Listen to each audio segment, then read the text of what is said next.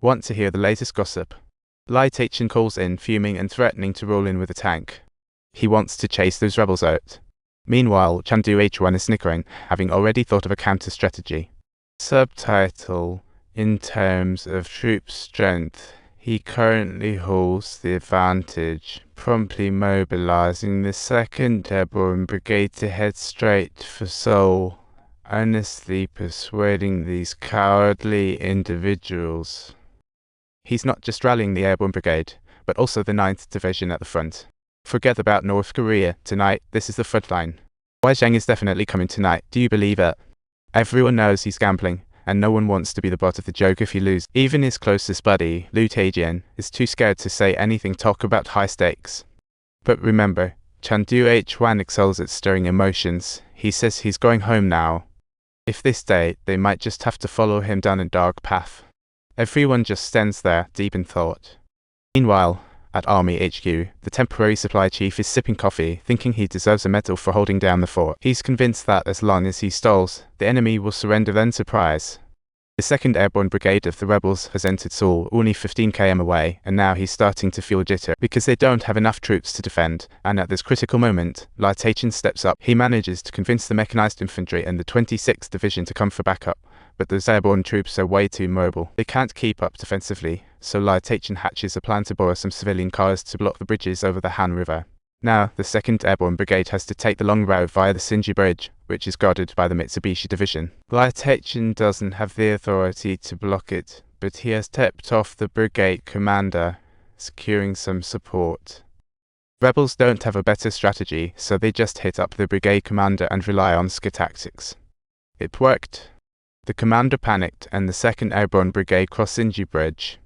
Light-Hn sees that things have gone sideways. The blockade was a bust, so he goes all in, betting it all on one shot. This is what they call going solo, going solo, going solo. What if one shot doesn't do the trick? Going solo, going solo, going solo. What if one shot doesn't do it? Going solo, going solo, going solo. Light-Hn's move has also caught the opposition off guard. Staring down a 2-star general, if he pushes him, Light-Hn could really end up in a military court. So the leading vehicle has to stop, plus the Special Forces commander, Kong Chu, says entering Seoul means all, but if they turn back, they can forget the past. The drivers got spooked again and quickly turned around. Rebels, hearing the news, fret like ants on a hot pan as Chandu-H1's absent. Can he hold his calm? He brings a bunch of officers to meet the president again, almost threatening him and demanding arrest warrants. But the president sticks to his guns. Without the defense minister's approval, he won't sign. More people mean nothing. He's the president. Chandu-H1 can't act wildly. Sure enough, Chandu-H1 gives up again, then hears bad news outside. The 2nd Airborne fled. So unreliable. So he goes to confront the brigade commander, and during their meet-up, it's all bro and spinning around happily. Subtitles: then he ordered the commander to personally lead the troops into Seoul, and can you imagine? He's still grinning. Chandu-H1 is absolutely furious. If you don't go, it'll be so mad I could explode. Is that really how it is? As a result, the brigade commander gets totally stunned and rushes back to the base to rehash the orders. Pass the gun over, you jerk. It'll make you pay. This scene feels incredibly familiar, like time is rewinding itself. Plan works like a charm. Under threat, the brigade makes a U-turn toward the Sinji Bridge. Not long ago, he got help from the infantry division, but they suddenly backpedaled, and Light-Hn is left calling for reinforcement.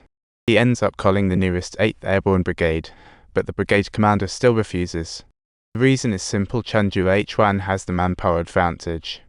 Why should his men go serve as cannon fodder? Light-Hn is fuming. Why should our nation's capital fall into the hands of those rebels? We must fight back, otherwise we'll see rivers of blood. Hearing those heartfelt words, the brigade commander shows a hint of bravery. He finally agrees to deploy troops, and because they are close enough to the capital, they arrive ahead of the others. Hearing this, Chandu-H1 is furious. Talk about burning rage. but he feels powerless, and with frustration, he calls the BTDSG for staff, explaining he's not part of the rebellion. He even calls for mutual withdrawal, suggesting a gentleman's agreement. How hilarious is that? Anyone with a sound mind knows that's nonsense, but the Chief of Staff actually buys it and orders the 8th Airborne Brigade to retreat. Conju from the Special Operations Command comes rushing in, berating those ungrateful fools. No matter how harsh the insults, the Chief of Staff refuses to listen, insisting on a peaceful resolution. Sure enough, the 2nd Airborne Brigade stops retreat, preparing to secretly cross into the capital.